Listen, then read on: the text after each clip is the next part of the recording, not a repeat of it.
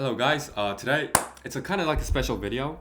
I read a really good text, like a really good script, and I want to share it. So what's a script? So the script is a speech given by Heo Juni. Heo Juni is a professor who won the Phils, in which, if you guys might not know, it's basically the Nobel Prize for mathematics. And he was South Korean, so he had a speech in SNU last year, and the text is so good and so poetic. I believe that if this was in English, it would have been so much more popular. But it's in Korean. So I'll try to explain, okay? And I'll try to talk about my favorite sentence in it, because it's a lot. It's kind of poetic, so you got to have a bit of translation. So I'll read it first, my favorite part in Korean, and then I'll translate it into English, and I'll talk about my thoughts about it. So if you read it in Korean, it says 타인을 내가 아직 기억하지 못하는 먼 미래 자신으로, 그리고 자신을 잠시지만 지금 여기서 온전히 함께하고 있는 타인으로 받아들일 수 있을까 궁금해집니다.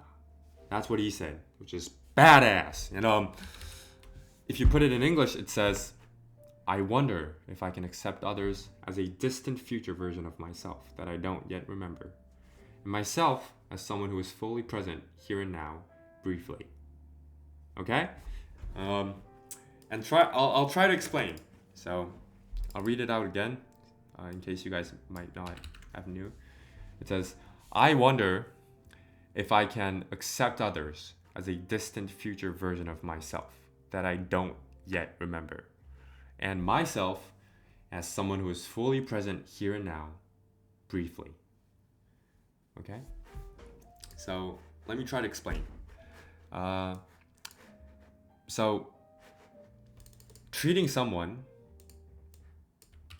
so it says he wonders if he can accept others as a distant future version of himself, right? So I'll give an example. Like, you grow up as a daughter, you don't really understand your mom, but like once you become a mom, don't you like suddenly, you know what, maybe this was how mom felt, right? You get that as you get older, right?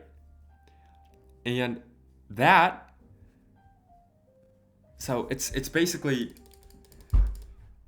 that's what this whole sentence is saying. It's saying that you can treat someone else, you can treat or accept someone else as a distant future of yourself, right? When you see a homeless person, you might get mad, but on the other hand, you might think, well, maybe on my future scale, that's me. And by looking at people in that way, you could love them more, because every other person is a mere version of a distant future figure of yourself that you don't yet remember. Okay? Isn't that awesome? And you should treat yourself as someone who is fully present here and now, but briefly. So it says albeit briefly. I don't know how to pronounce that. I'll search it up.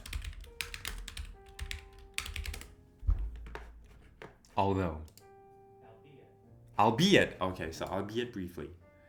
So yeah, the full sentence is, and myself as someone who is fully present here and now, albeit briefly.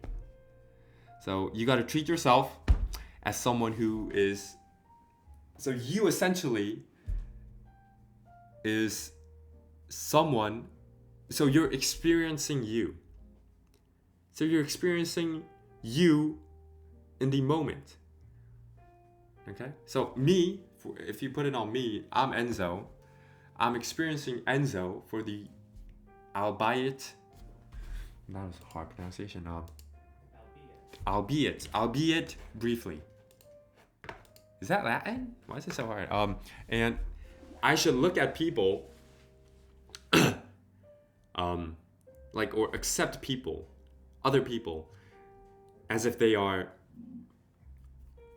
a distant future version of myself that I don't yet remember. And I think that's so cool, right? Look, because it's true, right? Like I already gave you the mother explanation. You could do that to anything else. Like you know, when you're young, you don't know a lot. You look at some people and you don't really understand. But as you get older and as you experience more, you're like, it switches, right? You're looking at the teacher, you don't really understand why the teacher is like that. Then you are the teacher, and you remember how you looked at your teacher, but now you understand how she was. Or you look at your father, you don't know really what it meant, right? But then you become a father, and now understand what it was like to be a father like 20 years ago, how it was like for him.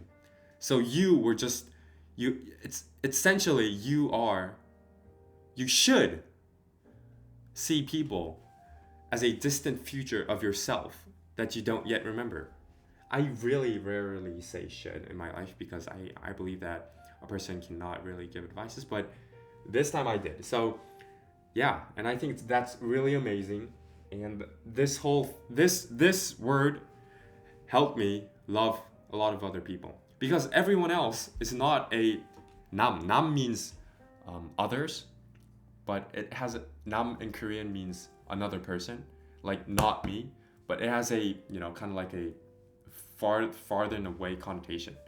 But before, when I looked at other people, it was like ta인. Ta인 means ta means different, in means human. Ta인, yeah, I should explain that. So in the original word, it says ta인. Ta인 means different person. So I looked at him as a different person. But that's a wrong view because it's not. It's not a different person. They are a distant future of you. It's not a different person. It's the same person, but we are living in a different timeline. That's what he's saying. And I think that's absolutely true. You don't know who you're going to be. And maybe that guy is living the future life of you, right? So why you hate him? He is essentially you. Same guy. And I think that's what, if you put it onto the religious form, it becomes, Jesus said, love everyone. Why would you love everyone? Because everyone else is essentially you. It's you. It's not a different person. It's the same you, just in a different time frame. All right? And yeah, I think that was amazing. I'll put a description on the full text. I think I can do now. I know how to do that.